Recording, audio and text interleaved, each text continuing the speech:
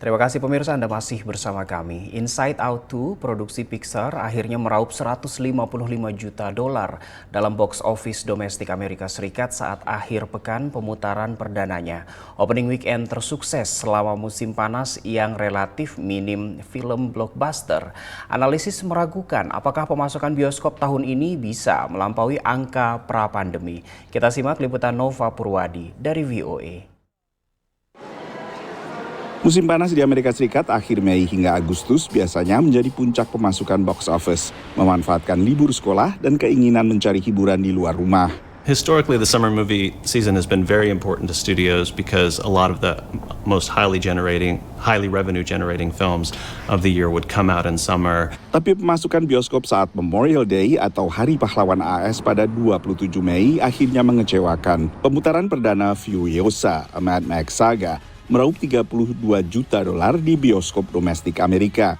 Say when? Never, John. Dan film Garfield sekitar 31 juta. Ini adalah angka terendah untuk long weekend Hari Pahlawan dalam beberapa dekade.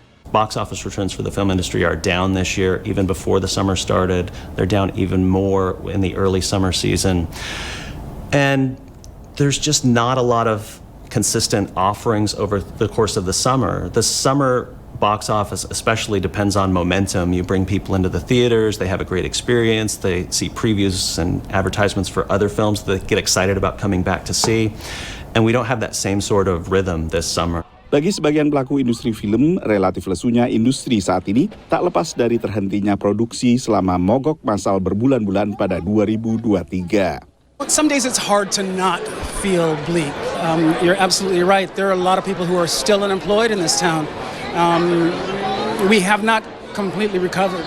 Bad Boys Ride or Die akhirnya menjadi film sukses pertama kali ini. Selama opening weekend, film ini meraup lebih dari 56 juta dolar di box office domestik menurut pantauan Comscore. Sejak berakhirnya darurat pandemi, banyak produsen film ingin agar pemasukan box office secara domestik bisa kembali ke angka seperti sebelum pandemi yang beberapa kali sempat menembus 11 miliar dolar. Tapi pada 2023 dengan sejumlah film yang luar biasa sukses termasuk Barbie dan Oppenheimer, akhirnya pemasukan domestik box office juga hanya pada kisaran 9 miliar dolar. Tahun ini lebih banyak film sequel atau lanjutan. I also don't remember a year that was so heavily tilted towards remakes and franchise reboots and sequels and so on.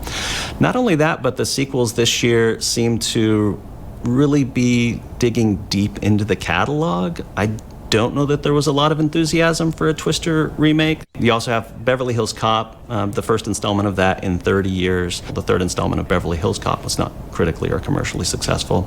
So these are sort of unusual offerings. Musim panas kali ini tak seperti tahun-tahun sebelumnya juga minim film superhero yang biasanya diandalkan studio film. Dari Washington DC, Nova Purwadi dan tim VOA. Pemirsa, tetaplah bersama kami, Presisi Pagi akan segera kembali.